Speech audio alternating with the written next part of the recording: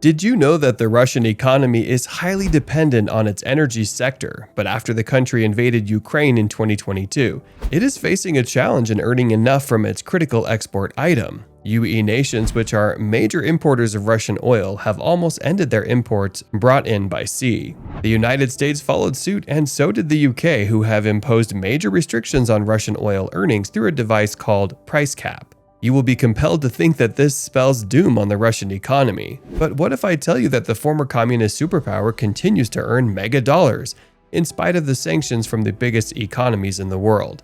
In this episode, I'm going to walk you through the nuts and bolts of the oil war between Russia and the Western powers. Watch this video till the end to understand the role of Eastern economies like China and India in salvaging Russia. The European Union's grand plan to limit Russia's oil purchases to $60 per barrel, known as the oil price cap, was enacted on December 5, 2022. In retaliation, Russia has said it will stop selling oil to the G7 and any other countries that adhere to the price limit. A full-scale economic war has now begun between Russia and 8 of the world's most powerful nations. These countries include the United States, Canada, the United Kingdom, Italy, Australia, and Germany. But there is a backstory to this price cap. You see, following Russia's invasion of Ukraine, the European Union, the United Kingdom, and the United States swiftly imposed sanctions to cut off some of the country's military financing. Yet Russia capitalized on the fact that it provided more than 40% of European energy by artificially reducing production. This caused oil costs to skyrocket from around $70 a barrel in November to over $116 a barrel in July of 2022. So basically, after the restrictions were imposed, Russia's economy actually benefited.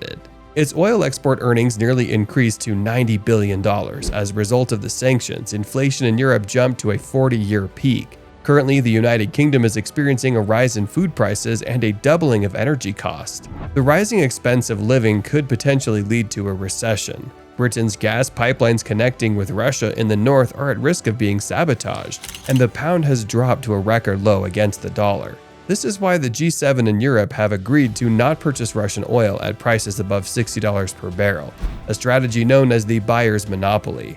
You may be thinking that a total ban on Russian oil exports would be the simplest and most effective method to discourage them from participating in the war. But here's the rub. Russia supplies roughly 11% of global oil demand, or about 10 million barrels per day, which translates to 3 billion barrels per month. Therefore, if Russia's 3 billion barrels of oil are removed from the market, a colossal shortage will result, allowing Saudi Arabia and other Middle Eastern oil exporters enormous power to increase their prices. JP Morgan predicts that the price of oil will rise to $380 per barrel if Russian oil is outlawed. Keep in mind that when oil was $100 per barrel, the entire European and British economies collapsed. Do you now agree that a cap of $60 is reasonable? Russia will be able to limit its military costs and still make a profit at this price. Because, it requires motivation to keep pumping out the black gold. Russia, however, does not look like a power that will easily settle for less. It devised its own plan to safeguard its oil earnings. It first turned its attention eastwards towards China and India, the world's second and third largest consumers of petroleum, respectively. China has already been Russia's largest single consumer for crude oil exports even before the Ukraine war started. With India coming on board, Russia's energy export prospects further improved. In exchange, the two newly discovered allies are receiving price discounts. Western sanctions resulted in a record-breaking amount of Russian oil being exported to China and India. So, it's all sorted for Russia by creating this win-win situation, right?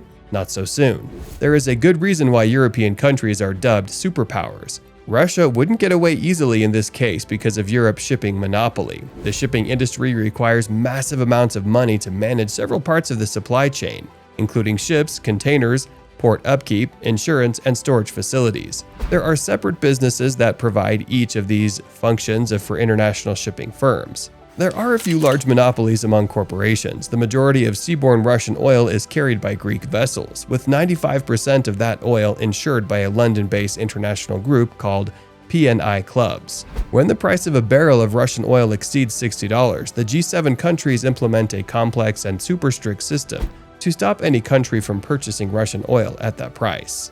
The participants in this system can be broken down into 3 levels. Commodity brokers and traders in Tier 1 keep track of current price of oil being transported.